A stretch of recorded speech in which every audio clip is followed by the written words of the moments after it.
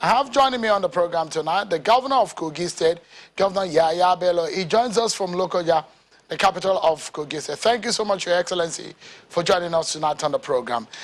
Let me get your position or your view on the declaration, the Asaba Declaration of the Southern Governors and their position. What are your views on it? Thank you very much, Mr. Sheon Kimbaloye. Good evening to all Nigerians and other viewers across the world. And let me use this opportunity to wish each and every one of us Barkat al-Salah. Straight to your point, the Asaba Declaration.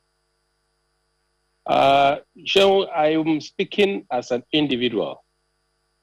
I am not speaking on behalf of Northern Governors Forum, and I am not speaking on behalf of anybody.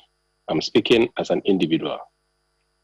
Let me caution each and every one of us, leaders across board, including governors, and all of the leaders across Nigeria, that we should be careful about the words we use when we come on national television.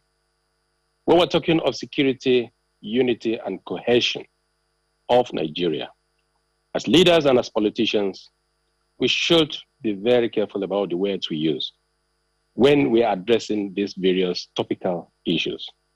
Let me tell you, Mr. Sheon, that when we talk of restructuring or the various demands or resolutions put across by my colleagues from the South, they are quite germane, and they are entitled to their opinion, and I so respect it.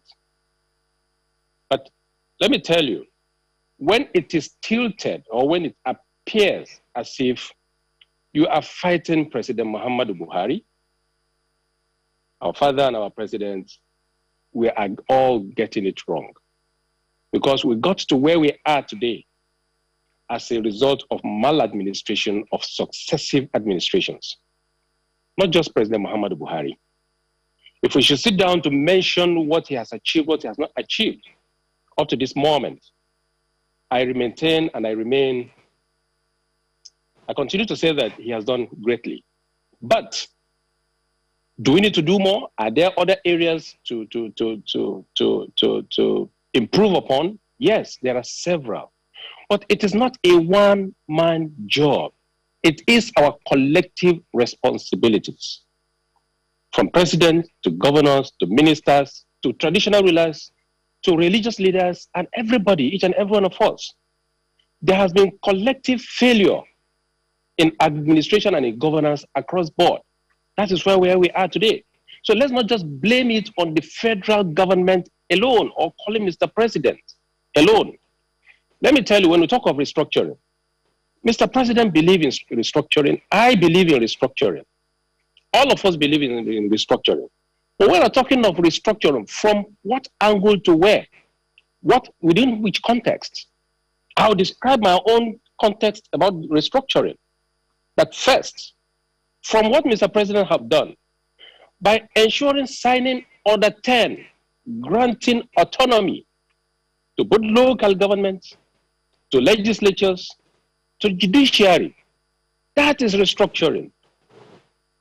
How many of us today are practicing all of this in our states? How many of us today have given full autonomy to the local governments? Mr. President have signed it.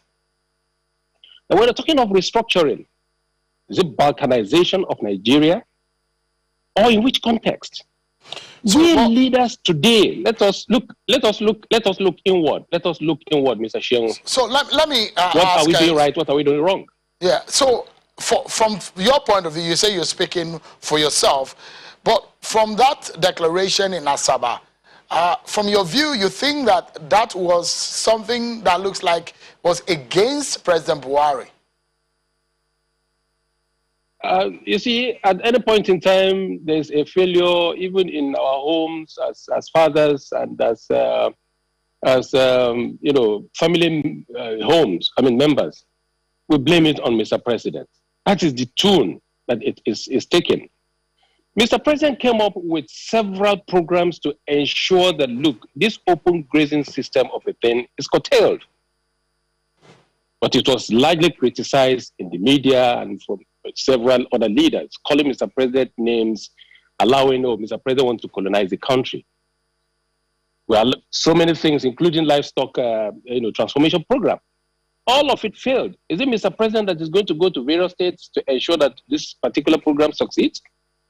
In Kogi State, for instance, immediately after Mr. President came up with that program, I am the first state governor to prepare land for the takeoff of that program. Up to now, nobody is looking the way of Kogi State. So is it the fault of Mr. President? Okay. And it's not my fault either. Yeah. And that's so why at any point in time, I'm always saying that, look, leaders across board have in one way or the other betrayed the trust reposed in them, either by Mr. President or by Nigerians. So let's not heap it on Mr. President alone. So there are people in the authorities today that have decided on their own to betray the trust. Let's leave it at that. And again, let me tell you, when you're talking of restructuring, let me tell you once again about my own definition of restructuring, Mr. Sheon. Let's restructure and allow the younger generation take over the leadership of this country. At the level at where from certain quarters where restructuring is sounding so loud, let's look back into history. Let's look into their performance. Let's look into their record. How have they been able to perform while they were given position of authority in this country? And some of us that are even in position of authority today, how much have we taken the people seriously by implementing programs that touches on the life of the people? And how much have we taken the life of our citizens seriously? How much have we accounted for what we have been entrusted with so far? All right. Are we going to let me quickly, apologies to cut in. Yeah, so apologies to cut in, Governor. You said you embraced the issue of the open grazing, and when it came out at first, you were one of those who came up to embrace it. But like your other governors who banned open grazing, legislate laws to support that, why haven't you banned open grazing in Kogi State? I have not banned open grazing in Kogi State because yet there's no provision for ranching yet. There's no provision for ranching. Should I send the millions of Fulani people that are living their normal lives, that have been living with us peacefully over the years? Should I send them away? Rather, let me devise a way of integrating them by ensuring that the conflict between farmers and herders does not exist. I inherited that problem in Kogi State. I have solved it with the cooperation of my traditional rulers, with the youths, with women, with farmers, and even the Fulanis themselves. We know that the land is no longer enough, but we can accommodate each other within the limited of what we have. We can't just send them out. A lot of the Fulanis that have been driven from the south, I am not in any way, criticizing those who enacted law of banning open grazing. Of course, open grazing is outdated, is archaic. But we met a system that has failed. We must be able to manage it in such a way, or to the extent that we will be able to come up with that ranching. Look, it's a business, let me tell you, Sheon Kimbalewe. It is not about Fulanis or not Fulanis. Look, there are several other non-Fulanis that are rearing cattle. Majority of these, our leaders, have millions of cattle taken care of by Fulanis, by non-Fulanis alike. So we shouldn't just heap it on Fulanis. So what we did in Kogi State is to accommodate them. We accommodate them in our governance system, from local to the state level, in our community level. We accommodated them in every decision we're going to make. Let me tell you, in every traditional council at all levels, Fulanis are well represented. Farmers are well represented. Youth and women are well represented. These people have been living for ages together, and they understand each other, and they have been benefiting each other. The upsurge we are seeing today. Sorry. The upsurge So what I was going to ask you in relation to that open grazing issue, because we are due for a break, but just a quick one. 24 state government at least have applied for the special grant earmarked for the establishment of ranches by the federal government. Why is your state not interested in this? I am so much interested. I did say that I am the first to register our interest in that ranching program. when, in fact, starting from the former Minister of Agriculture, we were the first that register our interest. So that is the politics we are talking of. Even the 24 states that have been earmarked, how many have taken off? That is the politics. That is still the betrayal of trust that we are talking of. And let me tell you, the upsurge in the current insecurity, especially as it relates to farmers' headers crisis, let me tell you, majority of it are political in nature. They are political. Look, I am a governor, a sitting governor, practically right now, majority, millions of those that are being sent away from Southwest, from Southeast, and other places are residing in Kogi State here. We accommodated them, and they themselves and our farmers are cohabiting. I am not saying that it is perfect, there's perfect relationship, but we have been able to manage it excellently. All right, we are due for a break, Governor Bello. Sorry, apologies. We are due for a break, but when we come back, we'll allow you to talk more. There are a lot of issues that have been stated by the southern governors. Afeni Ferry has also lent their voice into this matter. I'd like to get your reactions on the way forward for Nigeria. Don't go anywhere. We'll be right back, everyone. Thank you so much, everyone. Let's get back to the conversation with the governor of Kogi State, Governor Yahaya Bello, who has been speaking to us from Lokoja, the capital of Kogi State. Thank you, Excellency, for your time tonight. If I may ask you, you said you quite don't agree with some of the points your colleagues made, because from what the inference I could make is that some of it look political and it looks like they're against President Muhammadu Buhari. But some of these governors are governors of the APC extraction. In fact, the person who chaired that meeting is a governor of the APC.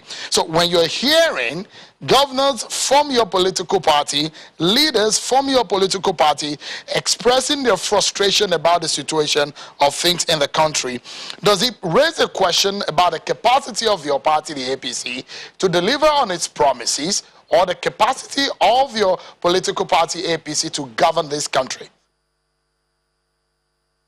Thank you, Mr. Shaw. Like I said earlier, I am not speaking on behalf of any group or anybody. I'm not speaking on behalf of APC or northern state governors. I did say that I respect their decision, but we should be cautious about the way we go about making certain demands or putting some words out there. For crying out loud, Mr. Shaw, we can't go out there and criticize certain things that the federal government is doing today. Meanwhile, within our state, we're not doing what we're supposed to do as governors to ensure that, look, there's good governance. So you can't, that is just my point. I am not saying that, look, what they're demanding is wrong, or no, you are criticizing them, they shouldn't go ahead and make their demands. Yes, but I am saying we should be cautious about the way we go about what we are demanding. Look, Nigeria first before we talk of North or South. That is why most of the time I don't even believe in northern, this particular region, that particular region, making this demand or the other. Because these are leaders that will come out to talk to Nigerians, make Nigerians believe in them. But behind the scene, we know what goes on. We know what goes on behind the scene. But it appears that some of it, that, look, okay, we shouldn't be deceiving Nigerians. Yeah, so it appears that a lot of your colleagues are voicing out, and for a long time, maybe some of them are not talking, and they are now talking. For example, in a recent interview, the governor of Plateau said, Governor Lalong said, and I quote him now, "But there are limits to what we can do. The command that we do, if I am the general officer commanding, I should be the general officer commanding, not the general officer that will command, and the person you command will say, I need to get command from somewhere, from somewhere. All these are very important." End of quote. Those are the words attributed to Governor of Plateau State, Governor Lalong. It appears that he's frustrated about the issue of the handling of security. Do you have a total control of the security of your state? Because your state is not insulated on the issue of the security. A commissioner was abducted in your state recently too. I am not a spokesperson of Governor Lalong, my senior brother, and he's doing excellently well within the limit of his own state, within the challenges that he's facing in Plateau State. I am not his spokesperson, but I respect him for what he has done, the achievement he has achieved in Plateau State, for that matter. In Kogi State, I am in charge. In Kogi State, I have the full cooperation of my law enforcement agencies. They didn't come from the moon. The last kidnap that took place, or that the abduction of my commissioner and the chairman, did not take place in Kogi State. Let me correct that impression. It did not take place in Kogi State. It took place in my neighboring state, one of my neighboring states. And as I speak with you, the local government chairman have regained his freedom. And I am telling you that very soon we are going to apprehend all those that participated in that kidnapping or in that abduction and assassination of my commissioner for pension. But let me tell you, I am governing Kogi State. I inherited a state that was largely divided, that was more or less like capital city of crimes and criminalities. In Kogi State today, we are safe, we are secured, and we are doing our best to ensure that we have it absolutely. It is not absolute now. We still have much more to do. And there are still sometimes pockets of criminals that will come to Kogi State and strike and run away.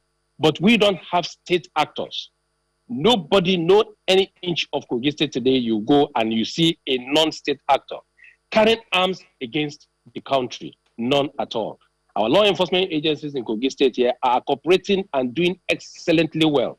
They don't need to take command from their boss from Abuja before they do the right thing, before they listen to me to ensure that there's law and order in Kogi State. So we are doing it, we are handling, and we're doing very well in Kogi State here. So all right, anybody quickly is not also, in charge, well, he has his own reason for not being in charge in his own state. But in Kogi State here, I am fully in charge. Okay, so quickly, let me ask you this too. For the Afenifere leader who is saying, don't think about 2023 elections just yet. Restructure Nigeria now. Do you think that the president should heed the call for a national dialogue for Nigeria of ethnic nationalities, as some people have suggested, to come together, or to restructure, to heed the call like governors and some of these leaders have asked? I sincerely appreciate the position, and I respect the position and view of our brothers from the southern or the southwestern part of this country for calling for a structure. Mr. President has heeded to it severally. He has granted the autonomy of the judiciary, granted the autonomy of the legislature, granted the autonomy of the local government by going ahead to sign all the executive orders. Also, national conference, national dialogue. We have our representatives from the Senate to the reps to the various House of Assemblies. For crying out loud, we elected them to represent us. It is not just enough for Mr. President to say, oh, Nigerians should come and let's begin to dialogue. We have each and every one of these. And there has been several dialogues and conferences which the reports are gathering dust today. What stops from the National Assembly, come up with the document, deliberate on it, and come up with your position and forward it to Mr. President and wait for Mr. President to agree to it or not. These are the things that we are talking about. And so, I did Governor, say that, at various levels. We need to wrap up the conversation. Whatever we are, yes, thank you. At various levels, whatever we are demanding, especially at governorship level, let us make sure we practice it at home. But we're demanding for zoning, let's make sure we start the zoning from home. Okay, so you said that let's make sure there's equity from home. That President Buhari had restructured Nigeria. Let's make sure that there's fairness at home.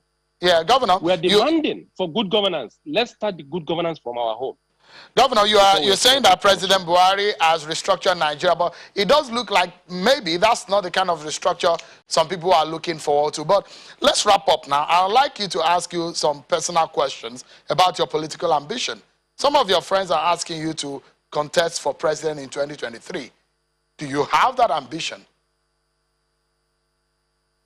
Nigerians, the youth and women and all Nigerians, including very objective elites, are asking me to run for president in 2023. And I believe it is high time that we look into capacity. who can do the job, who is going to unify this country. And I think they are seeing something in me that they're asking me to come and unite and fix this country. My answer will be in affirmative in a few time from now. I want to urge each and every one of us that are urging me to come and run to be patient. All right. There still is a work in progress, and by the grace of God, I am not going to disappoint you when the time comes for me to give a response to that. Okay. Well, we need to leave it at that, but we must sincerely thank you, Governor Yahaya Bello, Governor of Kogi State, for talking to us on China's television tonight. Many thanks for your time. Thank you very much for inviting me, and I wish every one of us a united, peaceful, and prosperous Nigeria. God bless all of you. Thank you. That's our show for tonight, everyone. Many thanks for watching. I'm Sean Kimale. Bye-bye.